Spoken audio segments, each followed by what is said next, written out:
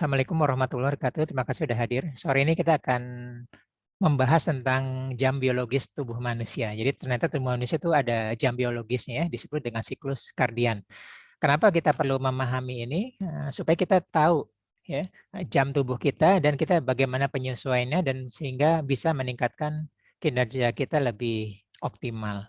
Ya, termasuk untuk waktu istirahat kita, waktu aktivitas kita. Perkenalkan, nama saya Ari. Oke, sekarang kita Desember. Nah, sekarang bagaimana tentang jam biologis ya? Nah, jadi setiap orang pada umumnya kan punya rutinitas ya, pasti udah punya rutinitas keseharian seperti apa, dan umumnya rutinitas seorang itu konsisten karena manusia adalah makhluk konsisten. Dia akan melakukan hal yang sama berulang-ulang setiap hari ya. Ada juga berulang-ulang setiap minggu ya, setiap weekend dia mau kemana, atau tiap libur aja dikit dia kemana. Yang jelas setiap manusia kecenderungan memiliki konsistensi. Manusia adalah makhluk konsisten. Konsisten adalah berdasarkan habitnya, ya. Nah, berdasarkan jam biologis ini, ya, jika rutinitas berubah sedikit aja, maka dampaknya akan terasa seharian penuh, ya. Di sini pernah nggak ya, yang nggak pernah begadang ya, bukan tipe begadang, tapi karena satu hal dia terpaksa harus begadang, ya. Bangunnya tidurnya bahkan menjelang subuh, gitu ya. Nah, akibatnya ngutang tidur itu bisa berhari-hari, bisa 1 hari, 2 hari, 3 hari gitu loh. Nah itu juga. Jadi kalau ada sesuatu yang berubah sedikit, menggantinya itu berat ya, dampaknya panjang. Ya termasuk ya, kalau orang juga bangun siang seperti biasanya lebih sulit konsentrasi sepanjang hari. Kenapa nanti lebih sulit konsentrasi, nanti yang kita bahas ya. Jadi karena sebenarnya tidak terjadi sulit konsentrasi, terus badan tidak fit ya, energi rendah atau kurang tidur, tidur cukup apa-apa, tapi tetap ini ternyata karena tidak mengikuti jadwal dari jam biologis tubuh ya. Jadi sangat penting kita untuk memahami ritme ya, ritme alami sirkadian tubuh kita ya. Jadi jam biologis ini disebut dengan ritme sirkadian. Jadi perubahan-perubahan mengikuti aktivitas fisik, mental, dan perilaku manusia dalam 24 jam. Ya. Jadi kita sudah beradaptasi nih selama ratusan tahun, ribuan tahun umat manusia ya. Gitu. Kemudian diatur oleh faktor alami di dalam tubuh manusia seperti syaraf supra chiasmatic ya, SCN pada otak. Jadi biasa ritme ini dipengaruhi oleh kondisi cahaya lingkungan seseorang. Masih ingat ya, HGH itu baru muncul saat kita tidur lelap pada delta dan tidak ada cahaya ya. Cahayanya nyaris 0 lumen. 0 ya. Karena evolusi manusia dulu itu kalau malam itu untuk istirahat tidur. Dulu kan belum ada jamnya. Nah, jadi begitu menjelang malam kemudian tidur. Tidur pulas, habis itu terbit fajar, ya dia akan terbangun, ada cahaya. Nah di situ mulai beradaptasi manusia itu ya, sehingga ada tidur lelap dan akhirnya menghasilkan hormon human growth hormone atau HGH. Nah sekarang di sini karena ada kondisi cahaya, ya kita tidur tidak pada tidak gelap atau masih ada cahaya, sehingga kita gagal mencapai delta pada tidur kita. Nah, itu mengganggu siklus kita juga ya. Jadi kondisi cahaya lingkungan ya, jam biologis bisa menentukan siklus tidur, produksi hormon. Ya, jadi hormon-hormon berpengaruh ya. Kita ada HGH tadi, ada melatonin ya, ada kortisol gitu dan suhu tubuh juga termasuk berbagai fungsi tubuh lainnya ya. Jadi setiap organ tubuh manusia memiliki jadwal tertentu ya agar kita jadi kita punya jadwal kapan kita bekerja bisa optimal dan kapan kita istirahat. Gitu ya. Dengan memahami jadwal ini, maka memahami ritme tubuh kita sangat baik untuk membantu meningkatkan kinerja kita sehari-hari. Ya, jadi di sini kita lansir dari BBC ya. Ya, jadi ini ada jadwal harian tubuh manusia ya. Jadi pada jam 0 sampai jam 3 pagi ya ada perubahan hormon pada tubuh. Tadi kita bilang ya, siklus kardian salah satunya adalah selain perubahan fisik adalah perubahan hormon. Ya, jadi mengirim sinyal otak pada saatnya Anda tidur beristirahat. Maka yang keluar adalah hormon melatonin. Ya, semakin diproduksi semakin banyak sehingga Anda akan merasa lebih lelah dan mengantuk. ya. Melatonin ini salah satunya adalah saat kita tidur, ya. Kita lebih mengantuk, lebih nyaman, dan tidur bisa lebih dalam, gitu ya. Nah, hormon melatonin yang umum orang ketahui, maaf ya, itu dalam saat mencapai orgasme itu keluar juga hormon melatonin. Habis itu relaksasi, kemudian mengantuk. Nah, jadi salah satu ada caranya. Yang salah keduanya adalah seperti ini ya. Jadi kita tidur, kita mengantuk, itu adalah hormon melatonin. Nah, jadi sayang sekali kalau saat ini kita tidak tidur, ya. Jadi di sini, nah, melatonin ini ya membersihkan diri kita dari racun seluruh tubuh kita, ya, detoksifikasi. Ya, sisa-sisa zat yang tertimbun seharian penuh akibat berpikir keras, ya, bekerja keras seharian penuh, gitu ya. Jadi mirip melatonin yang untuk setelah orgasme yang baik bagi kesehatan tubuh, dia juga membersihkan diri untuk racun-racun. Jadi ini detoksifikasi, ya. Seluruh informasi yang ada pada trimahri itu akan disimpan otak, kemudian memori. Nah, jika kita ingin mempunyai kecerdasan ya dalam menghafal, baik jangka pendek dan terutama untuk jangka panjang, tidurlah secara secara berkualitas pada jam ini, ya, karena salah satu fungsi hormon melatonin adalah untuk penyimpanan memori jangka pendek dan jangka panjang. Jadi kalau diulang-ulang ya, ingat hukum repetisi, dia untuk membantu menyimpan memori dan jangka panjang, ya. Dulu kita pernah bahas ya, jadi hormon melatonin juga membuat tubuh kita glowing ya. Kulitnya biasa aja, tapi orang melihatnya itu glowing. Nah, itu salah satu manfaat dari hormon melatonin. Jadi penting sekali ya bahwa kita tidur berkualitas pada saat jam 00 sampai 03.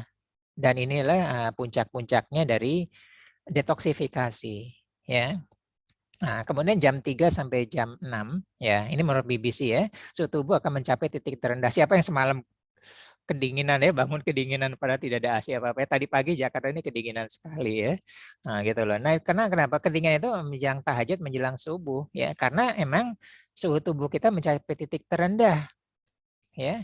Energi kita yang tadinya untuk menghangatkan ya, kan kita energi mulai rendah nih. Ya, mulai dialihkan untuk menghangatkan bagian yang tadinya menghangatkan tubuh ke fungsi lainnya untuk memperbaiki kulit ya, melawan infeksi. Ya, tubuh terus memproduksi hormon melatonin ya, tadi memperbaiki kulit ya, termasuk dia bikin glowing. Nah, kulitnya lebih halus ya, tetapi akan segera berkurang menjelang pagi hari. Jadi mulai turun hormon melatonin. Jadi seperti ini.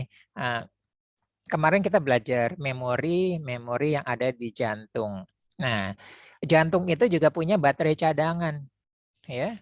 Baterai cadangan ini yang menyatu juga dan terpisah juga, gitu ya. Nah, saat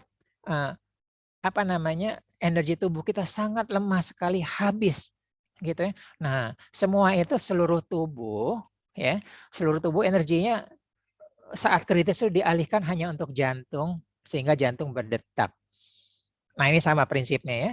Jadi pada saat kita kehabisan energi, seluruh tubuh udah habis, ya, energi habis dan seluruh tubuh itu pintar. Energi itu disisakan hanya untuk jantung, yang penting jantung berdetak. Nah, ini mirip ya. Nah, tapi ini tidak sekritis tadi ya. Jadi di sini saat kita pagi jam 3 sampai jam 6 ini energi itu dialihkan sehingga untuk memperbaiki kulit dan melawan infeksi. Itu ya. Nah, itu salah satu dan terus memproduksi hormon melatonin walaupun produksinya turun, gitu ya. Oke, kita lanjut. Ya, jadi nggak heran ya kalau kebanyakan saat kita kedinginan menjelang pagi, gitu ya. Dan semalam ini di Jakarta mungkin merasakan ya. Kemudian jam 6 sampai jam 9. Nah, ini dia penduduk darah itu kaku ya. Kerapatan darah ya lebih kental, darah lebih kental ya, sebenarnya lebih lengket. Nah, dulu kemarin-kemarin yang ikut Hypno Health dan sebagainya, saya sudah pernah utarakan bahwa pagi hari ini darah kita lebih kental. Nah, kesalahan orang adalah takut ya, takut mau tidur itu nggak minum banyak takutnya terbangun ya untuk pipis gitu ya. Nah, lebih bahaya mana? Kita terbangun untuk pipis yang sebenarnya kita bisa manfaatkan untuk sholat tahajud, atau darah kita kental menjelang pagi dan rawan terkena serangan jantung ya. Saya sudah memantau ini udah puluhan tahun, dan banyak teman-teman ya, termasuk teman dekat saya, termasuk yang rajin olahraga, mereka banyak terkena serangan jantung di pagi hari. Olahraganya luar biasa ya, gitu loh. Tenis, lari, maraton dan sebagainya. Karena di sini ya lagi kental, makanya di sini olahraganya jangan yang berat-berat ya, yang santai, termasuk itu. Nah, termasuk kita yang untuk ya yang penting banyak minum air sehingga tidak dehidrasi. Makanya kalau orang pagi itu dia tidak lari, tidak terlalu diforsir, tapi dia bawa air minum ya, sehingga untuk menjaga darah tidak terlalu kental. Ya, kita juga pernah belajar yang hipnoslim ya. Kita bangun tidur hanya asupan air putih, jangan makan dulu, kita olahraga supaya apa? Energi ambil dari tubuh kita, dari lemak-lemak tubuh kita, bukan dari usus-usus kita yang baru masuk. Gitu ya, ini satu teknik untuk kita lebih sehat ya, termasuk pembersihan. Nah, kita sudah sampai jam 9. Nah, jam 9 sampai jam 12 ya, menjelang siang biasanya merupakan waktu terbaik untuk bekerja dan belajar ya, beraktivitas ya, karena mulai tubuh menghasilkan hormon stres atau disebut dengan kortisol. Nah, dulu-dulu kan kita bilang kortisol itu tidak baik ya. Ingat, NLP itu netral ya. Biar bagaimanapun kortisol ada sisi positif yang kita pernah bahas ya. Nah, termasuk endorfin apa-apa ya, kalau terlalu bahagia juga kurang baik. Serotonin juga terlalu banyak ya, antidepresan itu justru menggerus kalsium dari tulang-tulang kita, lebih keropos. Nah, begitu juga kortisol. Kortisol atau hormon stres itu kita perlukan untuk bekerja, beraktivitas, pencapaian target kita, pencapaian goal-goal kita, membuat kita bergerak. Tapi kita jaga levelnya sehingga stres itu tidak berlebihan. Stres itu kita manage. Kita perlu stres. Kita perlu tekanan untuk kita bergerak. Nggak nyaman-nyaman ya, kita perlu dengan target apa-apa, tapi stres itu kita manage ya. Kita pernah belajar manajemen stres ya. Kita perlu perlu jeda berapa menit, kita udah pernah belajar ya. Tapi nanti boleh kalau ada yang tanya-tanya lagi. Jadi kita butuh kortisol ya. Nah, di sini adalah waktu-waktunya bagus untuk bekerja ya, membuat pikiran kita menjadi waspada. Jadi ingat baru aja minggu lalu kita belajar yang tentang otak purba, kita perlu kewaspadaan. Jadi kita perlu menjaga hormon kortisol ini, gitu ya. Jadi kemarin kita konteksnya beda ya. Kadang-kadang konteks kortisol membuat stres ya. Kadang-kadang orang motivator positif itu baik, tapi di sisi lain bahwa ini jadi toxic positivity. Nah, sekarang di sini kita lihat ada manfaatnya. Jadi dia lebih waspada, dia bergerak ya.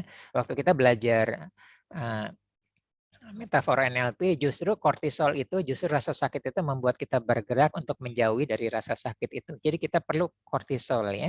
Oke. Nah, jadi kortisol itu memori jangka pendek. Kenapa jangka pendek? Karena saat kortisol itu kita ada di posisi beta ya, pikiran sadar. Pikiran bawah sadarnya lebih menutup. Nah, jadi artinya memori jangka pendek. Artinya kita lebih fokus ke pikiran sadar. Nah, jam-jam ini adalah pekerjaan yang memerlukan kita fokus secara sadar, ketelitian, kecepatan, ya, termasuk kewaspadaan, gitu ya. Nah, jadi udah beda ya. Nah, bagaimana dengan jam 12 sampai jam 3? Nah, ini saat-saat kritis ya bagi kita bekerja, ya. Habis makan siang, nah disebut dengan jam tidur siang, ngantuk habis makan ya. Sudah makan kenyang ya, pulang atau ngantuk. Ya, karena energi tidur disibukkan oleh sistem pencernaan. Sistem pencernaan itu memerlukan energi yang banyak ya, luar biasa. Kerja pabrik ya, meremas-remas, enzimnya keluar semua, insulinnya keluar semua. Yang enzim-enzim mulai dari air liur kita ya, sampai peristaltik di usus kita, sampai keluar cairan di lambung kita, ya, dan insulinnya intervensi dan lain sebagainya. Nah ini jadi luar biasa, ya. Makanya Indonesia suka ada joke ya, orang luar negeri, orang Indonesia kerja nggak keringetan tapi makan keringetan, bisa jadi joke ini arahnya ke sini ya. Nah, jadi organ pencernaan sangat aktif. Nah karena itu, karena energi dialihkan. Tadi kan dialihkan energi itu dari menghangatkan tubuh waktu pagi itu jam 3 sampai 6 pagi itu untuk perbaikan kulit ya dan penyembuhan infeksi ya. Nah, di sini justru untuk pas pengalihan energi itu untuk sistem pencernaan, kita jadi lebih slow ya, lebih ngantuk.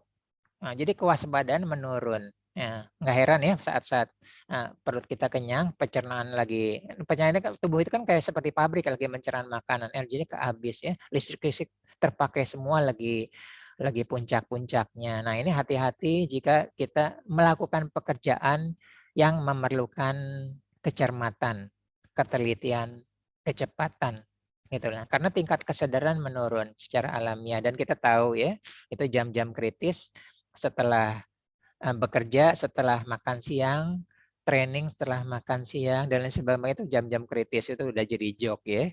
Oke, kemudian jam 3 sampai jam 6 sore. Nah, itu suhu tubuh sudah mulai meningkat. Ya, sekarang nih suhu tubuh meningkat ya, berguna untuk berolahraga, membutuhkan pemanasan. Gitu. Ini udah naik ya. Jadi energi-energi yang tadi terbakar sudah mulai meningkat ini, udah keluar semua sekarang ya. Habis makan siang, paru-paru, jantung bekerja lebih maksimal pada sore ini ya, sekarang ini. Jadi otot-otot kita lagi lebih kuat, sekarang lagi kuat-kuat ini otot kita. Jadi kalau kita pekerjaan fisik ya yang sekarang diperlukan saat-saat sekarang ini, gitu ya. Makanya ya selain tidak boleh tidur menjelang subuh, dan kita sebaiknya secara medis agama juga ya, jangan kita tidur waktu asar ini, gitu ya. Kita beraktivitas karena otot kita lagi kuat-kuatnya, lagi tinggi-tinggi, energi kita lagi tinggi. Ini tubuh kita lagi panas-panas ya, sayang sekali ya, nggak kena itu, nggak kena tubuh kita panas ini, tapi kita bawa tidur di sini, gitu ya. Nah ini alasan alamiahnya ya, kenapa tidak ini gitu ya. Nah sekarang jam 6 sampai jam 9 malam. Nah ini sama ya, ini beda dengan siang. Ya, siang itu lagi bagus-bagusnya sistem pencernaan tubuh, lagi bagus-bagusnya. Nah menjelang malam ini kebalik ya, tidak bekerja sebaik di siang hari. Gitu ya. Nah ini kemudian yang bekerja selanjutnya adalah hati ya, untuk memproduksi protein ya, termasuk fungsi hati yang utama adalah menetralisir racun, membersihkan darah ya. Ada hati itu apoteker yang luar biasa ya, lulusnya cum laude ya. Ada serangan zat kimia berbahaya, racun berbahaya, dia cari caranya ngambil sumber daya yang ada tersedia di di tubuh kita ya, sumber daya ada di tubuh kita dan dia manfaatkan untuk menetralisir racun gitu ya. Nah jadi kita harus jaga hati kita, liver kita baik-baik gitu ya. Nah kita juga pernah belajar bahwa makanan kita pun jangan yang baik, yang cukup-cukup saja ya. Jangan termakan iklan. Iklan itu suka semua dosis tinggi ya. Vitamin C dosis tinggi 1000 cc. Pada saat kita dalam keadaan kurang sehat, diperlukannya sekitar 180 sampai 200 aja. Saat kita sehat ya cuman 60 sampai 80 mg. Sisanya dibuang oleh BAK kita ya, melalui air seni kita. Dan yang berat adalah hati dan ginjal. Bayangkan ya, kita mengkonsumsi makanan yang begitu terlalu over ya, itu akan mengganggu kesehatan hati dan ginjal. Hati sama ginjal itu irreversible ya, dan degeneratif ya. Dia dengan usia itu kemampuannya menurun. Tapi dengan kita yang menggunakan asupan makanan yang over, lebih cepat degeneratifnya. Dan sekali rusak, irreversible. Ya, ginjal itu tidak bisa diperbaiki, irreversible. Hati juga, gitu ya. Termasuk pankreas juga ya. Salah satunya udah cuman diganti, gitu kan ya. Diganti dengan hati donor yang lain dan sebagainya. Nah, jadi kenapa jangan kenyang-kenyang banget ya di ini gitu. Jadi secukupnya. Nah, begitu juga jam 21 sampai jam 24. Nah ini mulai beda-beda ya. Saya termasuk orang yang tidurnya cepat gitu ya. Jadi kalau kita suka bangun pagi, saya tidurnya cepat ya. Jadi hormon melatonin itu keluarnya lebih cepat gitu ya. Lebih sering begadang. Kalau kita ya orang yang tipe sering begadang, ya bangun siang, hormon melatoninnya keluarnya lebih larut malam. Tergantung. Pokoknya kalau kita mulai mengantuk itu melatonin kita sudah mulai produksi. Ya. Jadi kita mulai mengantuk. Nah itu udah kelihatan tuh siklus kardian kita seperti apa. Nah, dan kita ingat ya, hormon melatonin itu bisa malam hari secara alamiah. Ya, fungsinya adalah untuk pertama kali adalah untuk relaksasi. Ya. Kemudian langkah selanjutnya adalah detoksifikasi. Langkah selanjutnya adalah memperbaiki kulit dan infeksi. Ya, itu adalah saat kita tidur. Kalau melatonin yang kedua adalah pas saat orgasme, fungsinya sama, keluar melatonin lebih ngantuk, habis itu detoksifikasi, perbaikan kulit dan infeksi. Jadi sama gitu ya. Nah, kemudian bagaimana jika dampak terganggu jam biologis ya? Nah, ini bermasalah ya, tidak ada jawabannya, nggak ada jawabannya bagaimana. Tetap bermasalah. Ya, saya udah cari referensi, nggak ada gitu ya, belum dapat, kan nggak ada ya, cukup drastis ya. Jadi yang walaupun di sini tulisnya jet lag dulu ya, yang paling masalah itu adalah shift yang bergantian. Ya, saya lihat satpam gitu ya, 2 minggu, seminggu kerja malam, dia off 2 atau 3 hari, habis itu kerja siang, ya, habis itu off ini, itu tidak kacau itu siklus kardiannya. Dan mereka itu adalah rentan penyakit. Siapa tahu apa namanya kita ada yang jadwal seperti itu cukup berbahaya, cukup berisiko ya. Termasuk untuk jet lag ya, persona yang cukup drastis ya, Jakarta ke Amerika langsung 12 jam sisanya. Kemudian gaya hidup juga ya, masalah pencahaya alami. Ya. Jadi gaya hidup itu malam sudah mulai ngopi-ngopi ya. Padahal malam itu muncul hormon melatonin ya, membuat kita rileks dalam ya, nanti kemudian detoksifikasi dan lanjutannya kulit dan penyembuhan infeksi. Itu kan gaya hidup ya. Terus kita banyak kalau untuk bekerja oke lah gitu ya, tuntutan tugas, tapi yang bukan karena gaya hidup gitu ya. Nah, itu bermasalah. Kita sekarang mulai aware terhadap siklus seperti ini ya. Jadi gangguan lainnya juga tubuh jam biologis yang tidak wajar menimbulkan komplikasi. Kenapa komplikasi? Ingat tadi melatonin itu detoksifikasi dan penyembuhan infeksi. Nah, kalau itu terganggu komplikasi.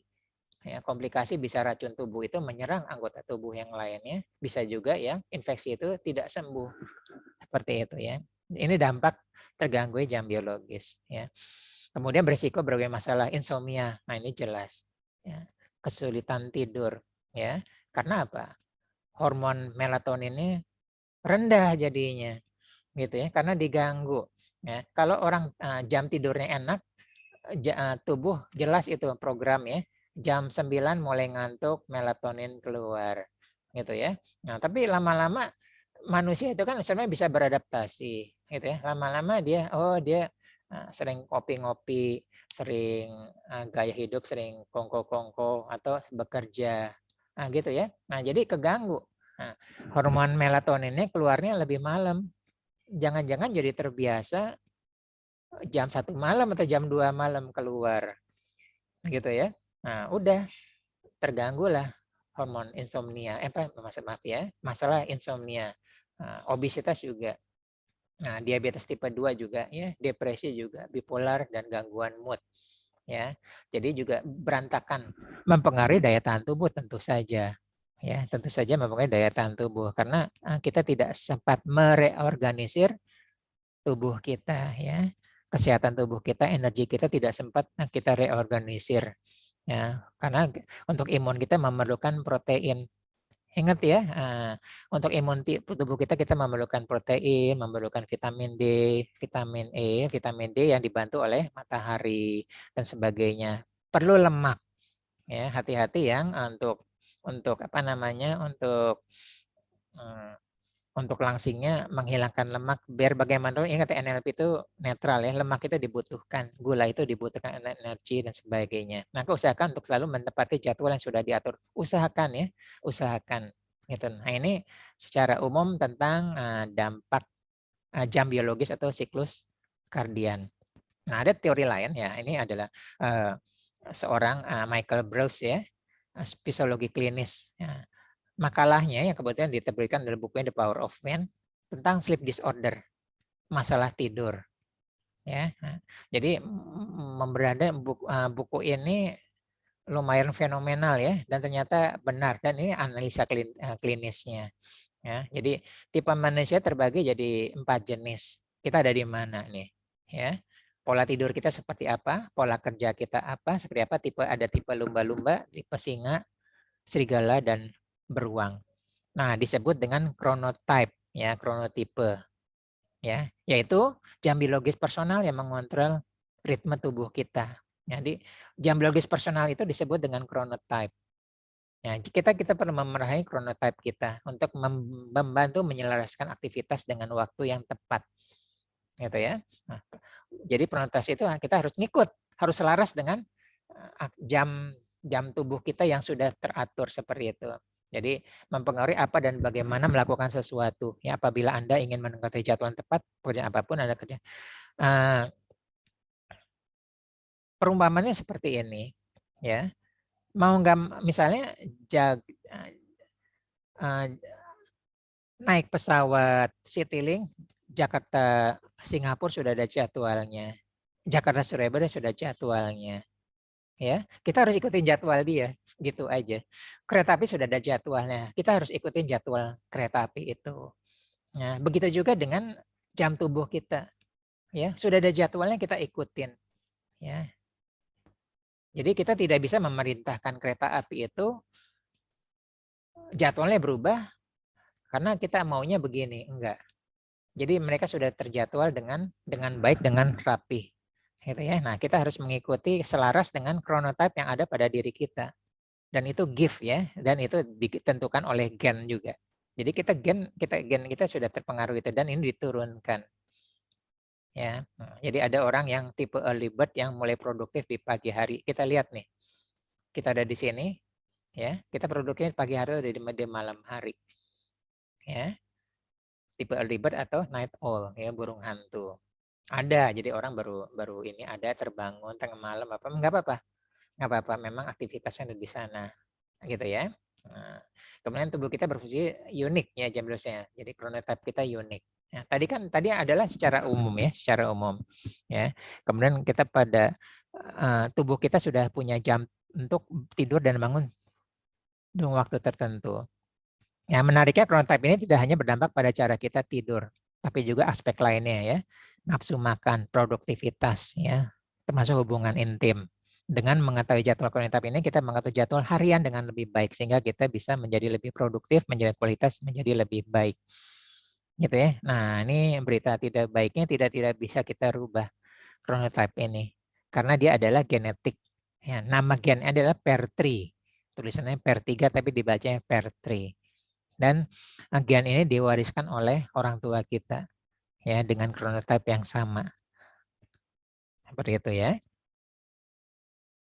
Jadi nggak heran tuh ya kalau orang tuanya suka begadang apa-apa atau kejama, anaknya juga seperti itu. Gitu ya. Nah ini fisiologi ya. Jadi kalau gen tree-nya lebih panjang artinya dia bangunnya lebih awal.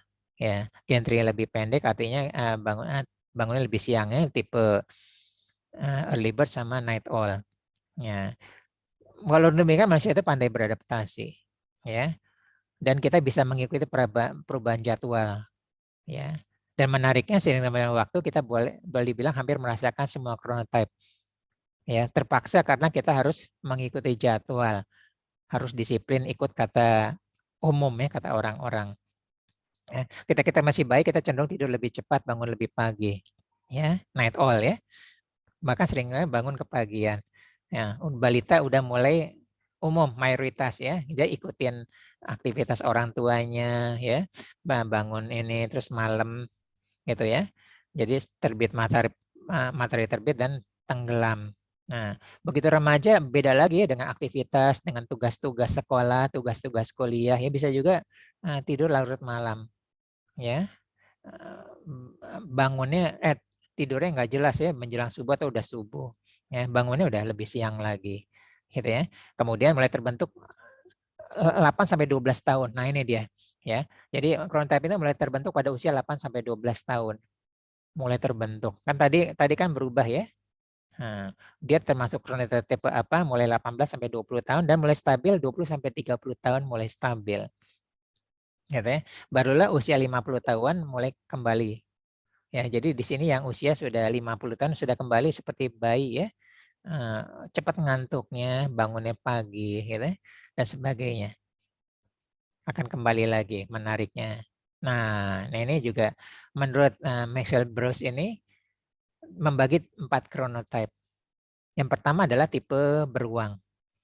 Ya. Nah, tipe beruang ini adalah yang paling umum orang di dunia ya. Bear chronotype.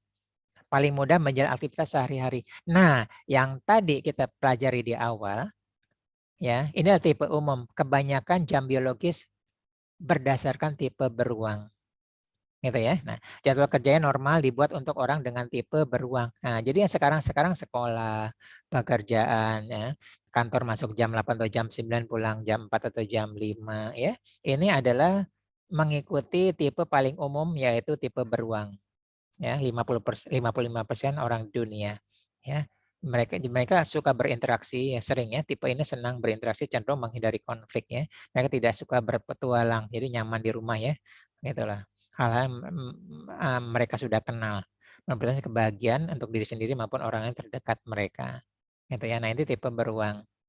Ya, kemungkinan besar di sini setengah dari sini kemungkinan besar tipe beruang, kemungkinan besar ya. Kalau kita ngambil sampel dari 55% ini. Ya. Kemudian lagi tipe singa. Ya. Nah, tipe singa cuma 15% dari populasi manusia. Ya. Mereka ambisius, punya jadwal rutin ketat. Jadi kalau kita salah satu yang ambisius ya, mempunyai jadwal yang ketat, rutin, bek ya, bangun 4.30 atau jam 5 sudah tahu apa yang mau dikerjakan, nggak butuh alarm lagi ya, sebelum matahari terbit. Nah, terus pagi hari produktif, aktif di siang hari, ya, sore sudah malam hari udah habis ya, inginnya tidur aja ya. Nah, tipe ini adalah yang tipe singa ya, produktif akhir. Nah, malam ini ciri-cirinya gitu, ngantuk kan ya, pokoknya kalau acara sosial males, nggak datang gitu ya. Nah, kalau Zoom dia ngantuk kan, alasannya udah tidur gitu ya. Zoom reuni apa kalau udah jam 10 malam tuh yang dia ngantukan gak ini kemungkinan ada di tipe singa gitu ya. Kecuali tadi sudah kembali ke tipe bayi ya, usia 50-an. Bisa jadi dua itu ya, dia kembali ke tipe bayi atau dia ada di chronotype-nya tipe singa. Gitu ya. Nah, itu produktif. Nah, lihat kalau kita produktif di pagi hari, kemudian malam itu enak istirahat, tidur ya, nggak mau diganggu apa-apa, kemungkinan besar ada di tipe singa. Seperti itu ya.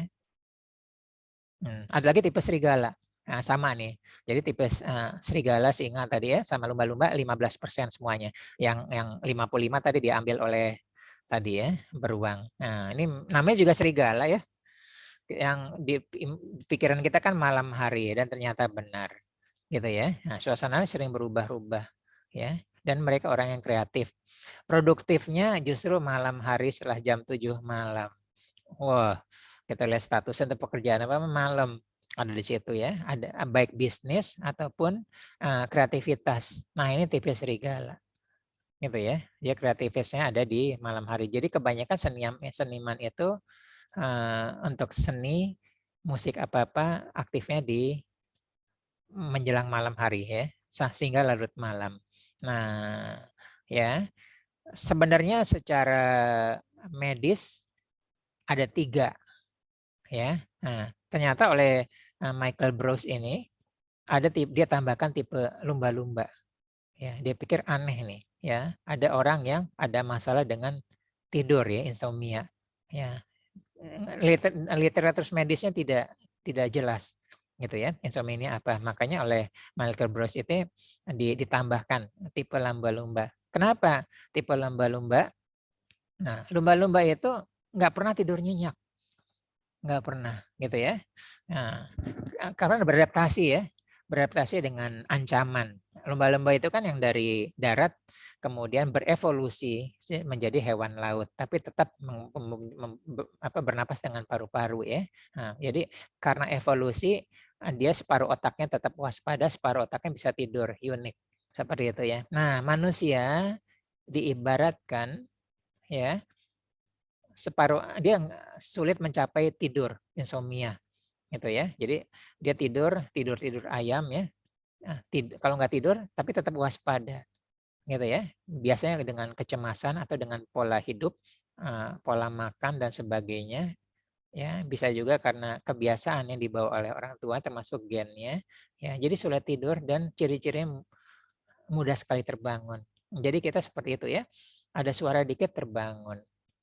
Ada cahaya dikit masuk ke kamar kita, lampu dinyalakan, terbangun. Nah, bisa jadi ada di tipe lumba-lumba ya. Mau tidurnya susah, terbangunnya gampang. Ya, dan biasanya salah satunya adalah kalau bangun pagi atau apa-apa kurang segar. Gitu ya. Padahal tidurnya cukup lama, terbangun-bangun apa-apa gitu ya. Nah, beda tadi ya, bisa jadi biar apa-apa walaupun dia sering terbangun untuk pipis atau apa-apa, tidurnya bisa jadi tidurnya polanya tetap bangunnya tetap segar ya. Nah, manfaat mengenai chronotype ini tentu saja untuk mengatur jadwal harian kita. Sayang ya, kita sudah beraktivitas selama puluhan tahun dan kita baru tahu ada chronotype. Tapi nggak apa-apa, tidak ada kata terlambat ya, kita bisa mulai untuk beradaptasi, untuk mulai mengenal diri kita ya. Jadi setiap orang mempunyai jam biologis yang berbeda, ya, mempunyai waktu optimalnya masing-masing. Gitu ya, optimal masing-masing. Lihat, kalau lagi bekerja yang perlu ide kapan waktunya saat dia beraktivitas tinggi-tingginya produktivitasnya lagi tinggi-tingginya. Nah, kita kembalikan ke referensi ini, kita ada tipe yang mana gitu ya. Jadi kalau tipe serigala ini dia bukan waktu yang tepat untuk kreatif di pagi hari. Dia masih tidur, masih molor. Asik gitu ya. Tapi nah, ini apa namanya? Tidak berlawanan dengan apa ya, dengan umum ya. Jadi dia tetap produktif, hasilnya tetap baik dan dia di malam hari gitu ya. Umum kan orang biasanya kalau pagi produktif maka lebih produktif lah pagi seperti itu ya. Nah, kemudian sebenarnya memberi waktu terbaik berbeda untuk aktivitas makan, minum, kopi termasuk berolahraga. Jadi tadi saya udah bilangnya sistem pencernaan itu tadi chronotype saya tentang kita harus menyelaraskan, terpaksa harus menyelaraskan dengan chronotype kita. Nah, ini mirip seperti juga sistem pencernaan kita juga seperti kereta api ya. Dia udah ada jadwalnya ya. Jadi kita nggak pas tuh. Jadi kita pingin ke toilet ya, ke toilet kereta api itu misalnya akan berhenti di stasiun Semarang, kita udah tahu tuh jadwalnya misalnya 10 menit. Nah, kita udah nyiapin 10 menit karena udah tahu kita ke toilet, turun sebentar, habis itu kita naik lagi. Nah, seperti itulah gitu ya jadwalnya. Nah, nggak pas itu adalah kita apa namanya ingin ke toiletnya yang tidak tepat gitu ya. Ini saya cuman memetaforakan bahwa di kereta api itu nggak ada toilet ya, gitu loh. Atau kita tidak nyaman seperti itu, ya. Nah, sekarang tadi kita sudah jadwal tidur, beraktivitas. Sekarang kita dengan jadwal makannya. Ya, jadi singa itu cenderung ya lebih cepat lebih cepat laparnya, lebih maju dari yang lainnya. Jam 6 pagi, jam 12 siang, jam 6 sore. Ya, jadi bangunnya sangat pagi, perlu energi lebih pagi, ya. Kemudian tidur lebih awal.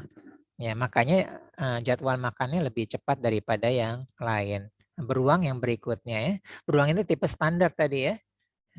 7.30 ya, atau kita sesuaikan ya. Kalau kantornya jauh ya mungkin kita berangkatnya lebih pagi atau sambil makan di mobil atau apa, atau kita berhenti sebentar ya, atau terpaksa kita tipe singa, tapi karena belum lapar tapi kita makan dulu ya jam 6 ya, itu lain soal ya. Tipe serigala lebih siang lagi ya, makannya siang belum lapar ya, baru jam 8 jam 9, nanti jam 1 siang dan jam 4 malam.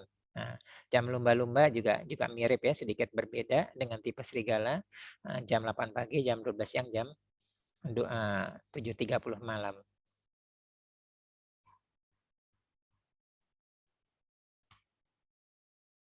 Oke, nah. Oke, nah, kemudian kita tidak sarapan pagi mengganti dengan kopi. Nah, ini dia. Nah, jadi banyak orang kesalahan seperti itu ya. Nah, ingat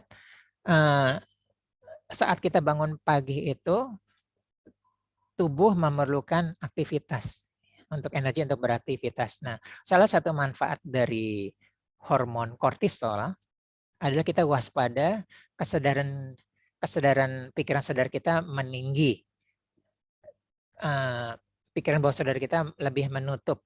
Artinya apa? Kita lebih awas, lebih fokus pada pekerjaan, ya, lebih cermat, lebih gesit, gitu ya. Nah, tidak cocok ini, ya.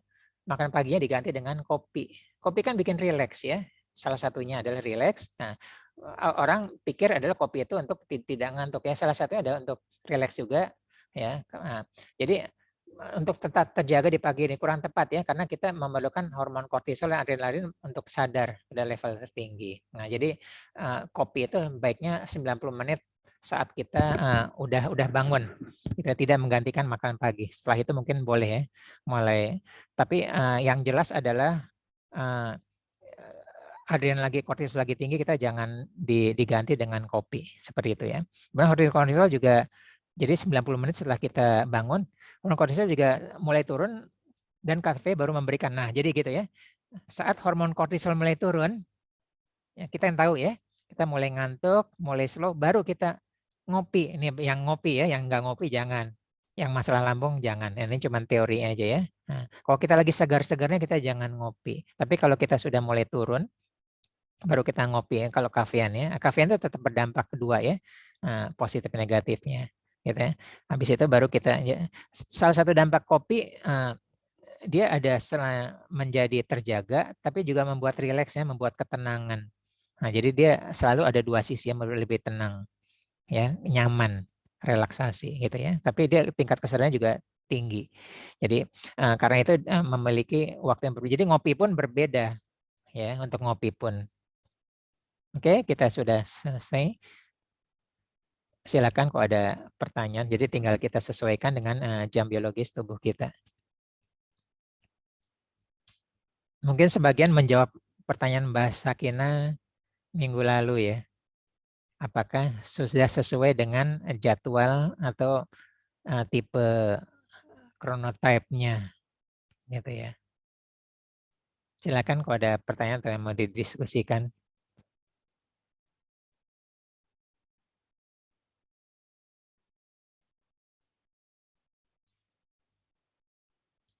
Saya lihat dari chatnya. Oke, jadi kalau saat kita duduk menyimak pelajaran apakah juga kurang baik? Nah, kita pernah belajar teori di apa namanya? Seseorang maksimum fokus adalah 45 menit. Kita baru lewat ya, tapi nggak apa-apa sampai 1 jam nggak apa-apa. Gitu ya. Jadi maksimum fokus adalah 90 menit ya, 1,5 jam.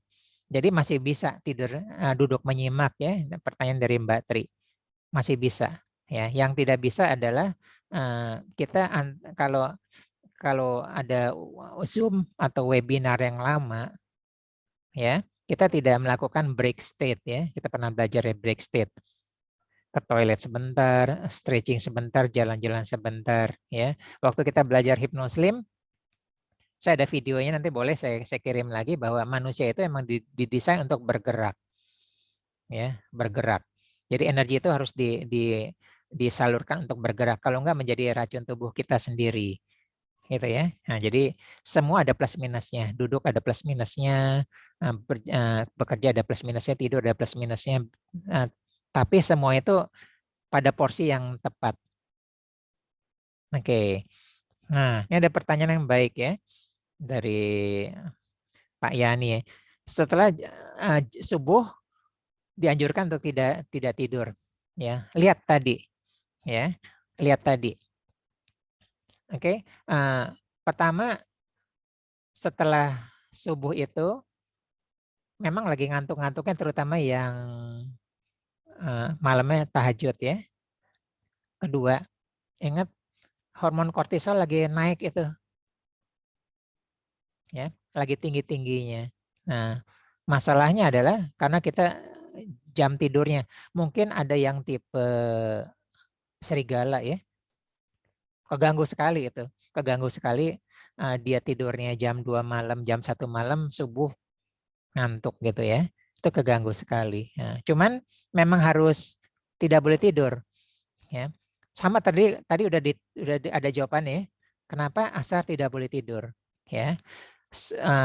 Bangun tidur di pagi hari, hormon kortisol lagi naik-naiknya, gitu ya. Nah, habis itu ada dilawan oleh kita ngantuk karena kita bangun di pagi dan tidak terbiasa. Kalau saya, ya, kalau saya adalah dengan olahraga jalan kaki. Ya, kalau hujan di rumah aja keliling. Yang penting kita bergerak, ya, seperti itu. Salah satu untuk beradaptasi terhadap ngantuk dan kita tetap bergerak. Nah, jadi sebenarnya pertanyaannya di dalam agama itu kalau Islam itu ada dua ya, yang habis sholat subuh sama waktu asar tadi. Nah, ini jawabannya sudah ada, gitu ya. Jadi kita gunakan ritme kita. Itu adalah bukan waktu istirahat, itu waktu untuk energi tinggi kortisol ini dan waktu keluarnya detoksifikasi tadi sebelumnya. Hormon melatonin kan tadi jam 12 sampai jam 3 lagi tinggi-tingginya terus turun. Ya, dia detoksifikasi dan pembuangan racun tubuh dan penyembuhan infeksi. Nah, dampaknya adalah jam-jam subuh tersebut adalah waktunya untuk pembuangan, buang air ya, BAB dan BAK. Ya, nah itu saatnya kita harus terjaga, gitu ya. Memang saatnya melepas seperti itu. Nah, itu dibantu juga kalau kita banyak minum dan banyak air ya. Oke, pernah ada viral 23 sampai 1 sebaiknya tidur untuk menjaga kesehatan hati. Ya, ini benar. Benar ya. Ya, ada teori yang lain adalah saya juga gampang ngafalinnya. Sebenarnya ini saya bahas dari dua sisi. Waktu kita bahas di Hypno Health pernah belajar bahwa 10 sampai jam 12 itu adalah jam detoksifikasi bagian area kepala ya. Ya. Jadi banyak orang yang tidak relaksasi, tidak regenerasi, tidak detoksifikasi dari kepala, banyak sakit kepala karena dia tidak tidur sampai 10 sampai jam 12, terkena migrain dan sebagainya. Ya. Ini nggak tahu benar jawaban dari sini. Soalnya ini jawabannya jam 23 sampai jam 1. Jadi beririsan sama penjelasan saya ya.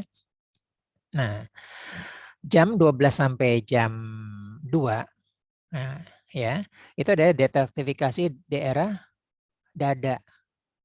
Nah, jadi mereka yang gagal tidur di jam 12 sampai jam 2 ada masalah dengan paru-paru, dengan jantung. Ya, kalau tadi bisa sakit kepala, stroke, ya, migrain dan sebagainya, ini bisa berpotensi terhadap serangan jantung. Ya, makanya kita perlu. Nah, jam 2 sampai jam 4 itu adalah detoksifikasi untuk daerah perut. Nah, buang-buang air itu adanya di sana ya, detoksifikasi, pengeluaran-pengeluaran. Gitu ya. Nah, uniknya adalah detoksifikasi jam 10 sampai jam 12, jam 12 sampai jam ini saya pengulangan aja ya, saya agak beririsan tapi tidak tepat sama. Ini dengan teori yang lain, dengan apa namanya keahlian yang lain, medis yang lain, dengan jurnal yang lain. Justru detoksifikasi jam 4 sampai jam 6 itu dalam keadaan terbangun. Ya. Perbaikan pencernaan kita, perut itu dalam keadaan terbangun. Nah, di mana detoksifikasi lain dalam keadaan tidur, pulas, memerlukan delta, tapi uniknya regenerasi sel dalam keadaan terbangun. Makanya orang puasa siang hari ya, perbaikan pencernaan, turun mesin dalam keadaan terbangun. Sedikit kan tidur. Jadi unik ya untuk perbaikan ini, itu kira-kira menjawab. Jadi mengganggu juga ya kalau regenerasi sel dan ininya terganggu oleh tidur.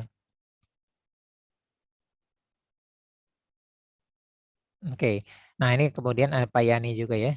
Pertanyaan bolong tapi bagus-bagus semua ya. Ya sebentar saja ya. Ya jadi boleh ya. Jadi tidur siang ada yang bilang menjelang ini, walaupun kalau agama bilang setelah zuhur ya, karena itu lagi ngantuk penting boleh seperti itu. Tapi sebentar aja. Nah, ada orang yang 10 menit, 5 menit tidur dalam udah selesai seperti itu ya. Nah jadi sebenarnya kita yang punya tubuh kita. Nah, jadi di sini yang work from home ya, yang from home itu beruntungnya adalah dia kerasa tuh jam tubuhnya saat dia ada di rumah ya, tidur seperti apa, ngantuknya seperti apa, habis itu dia perlu tidur, habis itu dia bangun tidur, beraktivitasnya bisa lebih tinggi, lebih kencang, bisa seperti itu. Saya juga melakukan seperti itu. Saya kalau betul-betul ngantuk, saya tidur aja. Ya, waktu zaman saya kerja di kantoran ya, 23 sampai 25 tahun, kalau saya ngantuk saya izin ke teman-teman meja sebelah, saya ngantuk 5-10 menit gitu ya. Nah, jangan ganggu saya. Tapi habis itu saya seger lagi. Jadi saya begini aja udah bisa gitu ya.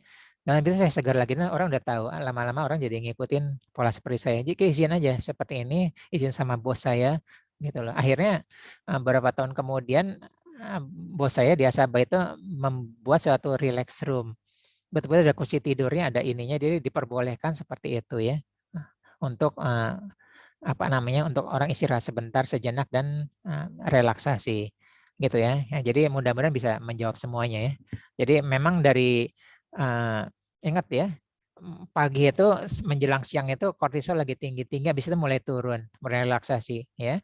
Nah, kemudian saat itu kortisol mulai turun ya, makanya menjelang zuhur itu juga kita udah ngantuk ya, boleh tidur sebentar atau habis zuhur ya. Cuman kalau habis zuhur itu baik juga ya, sebaiknya memang belum makan dulu ya. Jadi boleh kalau habis zuhur tidur sebentar ya. Teori tadi kan tidur sebentar ngantuk, habis itu baru makan. Jadi jangan kita lagi makan ngantuk seperti itu. Demikian. Nah ini jawabannya sulit ya Mbak Tri. Terima kasih ya. Mau nggak mau kita harus ikutin jadwal kita. Mau nggak mau ya, cari strategi, cari izinnya seperti apa, atau kita mencari pengerjaan yang mirip. Maaf, nggak bisa jawab karena jadwal itu sudah ada gitu loh. Saya lihat referensinya seperti itu. Yang bisa kita adaptasi adalah seperti kita bisa bantu dari hipnoterapi ya, untuk bateri itu atau Mbak Sakina ya, kita bisa bantu dengan hipnoterapi, termasuk bantu sampai musik. Saya refresh sebentar ya. Kita punya musik 3 ya. Brain Health, Sleeping Beauty, sama Brain Focus. Ya. Brain Health udah pernah dicoba nggak 21 hari? Cobalah gitu ya. Sleeping Beauty dalam sampai ke delta. Ya. Niscaya kalau kita sudah terbiasa seperti itu, ya, atau kita bisa hipnoterapi pakai warna nila, boleh ya. Nah, walaupun kita tidur jam 3 malam dan jam 4 kurang seperempat bangun untuk azan subuh, kita bisa tidur dalam. Itulah salah satunya cara kita mensiasati, Mbak Tri ya. Alhamdulillah kita punya ilmunya gitu. Karena pekerjaan, karena tipe kita bantu intervensi dari teknologi, ya, baik teknologi pikiran dengan ilmu NLP ataupun teknologi digital, gitu ya. Nah itu jalan, karena nggak mau pekerjaan kita menuntut itu, atau siklus kardian atau tipe chronotype kita seperti itu. Demikian Mbak Tri ya. Nah Mbak Dian ini pertanyaannya, apakah tidur siang atau tidur malam? Nah, apakah mengikuti tipe kita? Ya. Nah, caranya kita sudah pernah bahas, nanti boleh dibahas lagi. Caranya adalah pertama kali kita bantu dengan brain waves. Ya, cara lain adalah menjelang tidur adalah kita mensyukuri hal-hal yang telah kita dapatkan sepanjang hari ini. Kalau kita tidak mau tergantung sama brain waves, ya besok nggak usah dipikirin. Nih ya jawabannya Mbak Saki. Nah besok nggak dipikirin sekarang, karena besok urusan besok. Karena kalau mikirin besok nyangkut itu, gitu ya. Nah, daripada kita nggak bisa tidur datang ke psikiater dikasih obat tidur yang sekali tebus 1,5 juta, gitu ya, minimal 1,3, kita pakai brainwave aja. Jadi kita biasakan dengan ini. Nah, lama-lama ya mirip ya. Kita sudah beradaptasi kalau dengar suara hujan kita jadi rileksnya ngantuk ya. Nah, demikian juga brainwaves ya. Dengan kita terbiasa mendengar suara hujan, suara kodok ya, lama-lama tanpa brainwaves cuman kita nutup mata, bayangin rasakan kita lagi mendengar suara kita ngantuk. Boleh ya. Boleh juga kita bantu dengan apa namanya? Warna ungu warna nila keluar dari ini kita. Ya, cuma jangan praktekin sekarang ya. Langsung ngantuk sekarang gitu loh. Ya, demikian Mbak Dian ya. Intinya adalah tidur pulas itu bukan berapa lama, tapi berapa dalam, berapa kualitas. 10 menit pun bisa, 10 menit pun juga bisa. Gitu. Silakan udah pertanyaan bagus-bagus ya. Pertanyaannya, silakan. Kita sudah waktunya ini, tapi silakan kalau tetap ada pertanyaan. Dan ini menyangkut prinsip kita tentang istirahat ya. Istirahat terpenting kita adalah tidur. Salah satunya untuk kesehatan. Kesehatan itu banyak ya. Makanan bergizi tidak bisa digantikan. Olahraga tidak bisa digantikan. Kualitas tidur tidak bisa digantikan untuk kesehatan kita. Gitu ya. Dan dilema dengan aktivitas kita, dengan pekerjaan kita, dengan chronotype kita. Pintar-pintarlah kita seperti itu. Jadi emang nggak ada jalan lain. Kita intervensi. Jadi jawabannya Mbak Tri itu kita intervensi. Ya, yang kita pernah belajar self hypnosis ya, self hipnoterapi ya. Boleh ya, kalau nggak mau pakai musik boleh ya. Kita tutup mata, mulai relaks, apa namanya, tarik napas yang panjang, buang apa, mulai relaks dari ujung kepala sampai ujung kaki, lama-lama tidur, boleh. Jadi banyak caranya, gitulah. Pakai tapping ya boleh ya, dengan niatkan kita cepat ngantuk dan tidur pulas boleh. Banyak caranya. Apapun yang sudah kita pelajarin di sini kan ada yang pernah ikut kelas ini, ada yang sebelumnya, ada yang selalu ikut semua. Yang selalu ikut semua di sini ada ya, selalu ada. Nah, itu apapun tinggal dipilih. Ya demikian. Jangan ada pertanyaan lain. Oke, kalau nggak ada, kita akan sesi foto. Bagi yang berkenan, kita tolong dibuka ininya, kameranya. Nanti kita lanjut diskusi di WA Group ya. Oke, kita akan melakukan 3 kali shoot ya. 1, 2, 3. Oke, yang kedua ya 1, 2, 3. Dan terakhir 1, 2, 3. Oke, terima kasih semuanya. Selalu bermanfaat. Mohon maaf jika ada kesalahan. Kita lanjut nanti di diskusi di WA Group ya. Terima kasih semuanya. Ya, selamat sore. Ya, makasih Mas Ari. Sehat selalu. Sehat selalu ya. Salam. Sakinah. Oh iya, sehat ya Mbak Ami. Ya. Amin. Ya. Udah lama nggak ketemu. Ya, izin saya tutup ya. Ya, makasih Mas Ari. Ya, mari sama-sama.